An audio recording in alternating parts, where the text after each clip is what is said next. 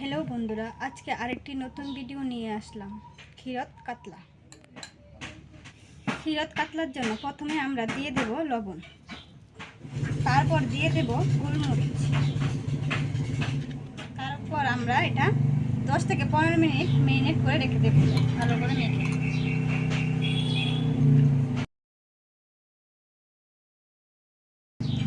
মাখা হয়ে গেছে, এখন আমরা 15 মিনিটের জন্য মেরিনেট করে রেখে দেব।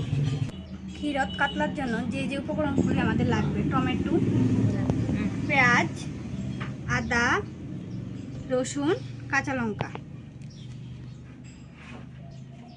তারপর মশলার মধ্যে যা যা লাগবে: লবণ, জিরে গুঁড়ো, ধনে গুঁড়ো, গুঁড়োমরিচ গুঁড়ো। এখন আমরা সমস্ত উপকরণগুলি মিক্সিং জারে গ্রাইন্ড করে নেব।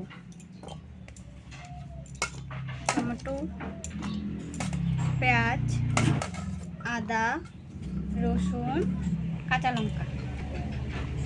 তারপর একটু জল দিয়ে দেব। মুখটা লাগিয়ে নিলাম।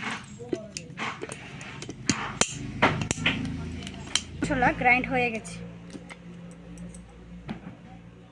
এখন আমরা গ্যাসে একটা প্যান বসিয়ে দিলাম। প্যান গরম হয়ে গেছে, এখন আমরা সাদা তেল দিয়ে দেব। যেহেতু ক্ষীরত কাতলা, তাই আমরা সাদা তেলই ইউজ করব। আমরা 1 চামচ ঘি অ্যাড করব।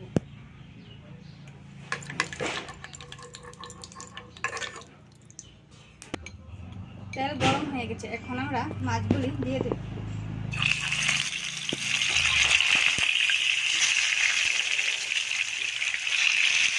এক পিঠ ভাজা হয়ে গেছে, এখন আমরা উল্টিয়ে নেব।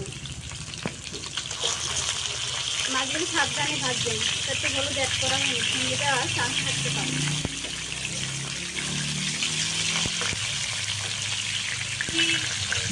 মাছগুলি দুনো পিঠ ভালো করে ভাজা হয়ে গেছে, এখন আমরা একটা প্লেটে নামিয়ে নেব।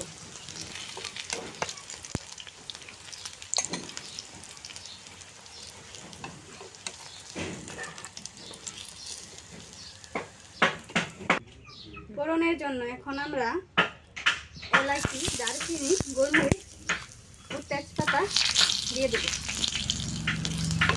তারপর আমরা মশলা পেস্ট দিয়ে দেব।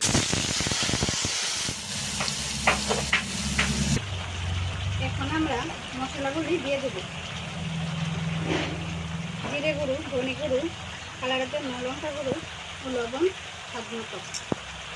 ঝালটা আপনারা যে যেরকম খান ওই অনুমান করে দেবেন। মশলাগুলো আমরা ভালো করে কষিয়ে নেব। এখন আমরা 1 গ্লাস নর্মাল টেম্পারেচার দুধ নিয়ে নিলাম। এখন আমরা এতে 3 চামচ ময়দা নিয়ে নিলাম। মশলা ভালো করে কষানো হয়ে গেছে, এখন আমরা দুধটা দিয়ে দেব। তারপর দুধে ময়দাটা মিক্স করে নেব।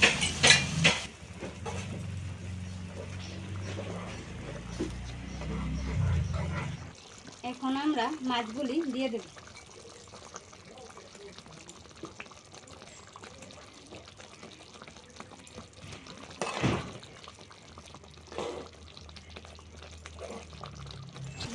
এখন আমরা কয়েকটা কাঁচা লঙ্কা দিয়ে দেব।